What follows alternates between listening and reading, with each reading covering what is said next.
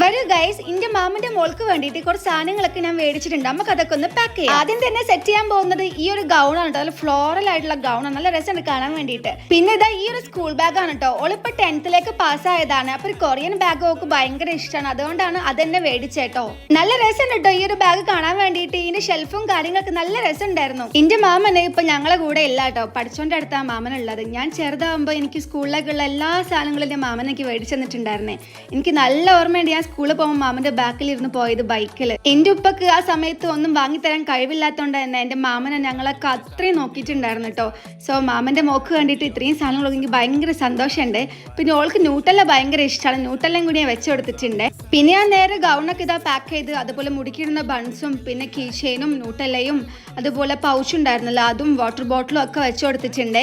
ഇനി ഇന്ന് നേരെ പോയിട്ട് ഇത് ഓളെ കൈ കൊടുക്കണം. ഓൾക്കും സന്തോഷമാവും, എനിക്ക് അതിലേറെ സന്തോഷമാവും.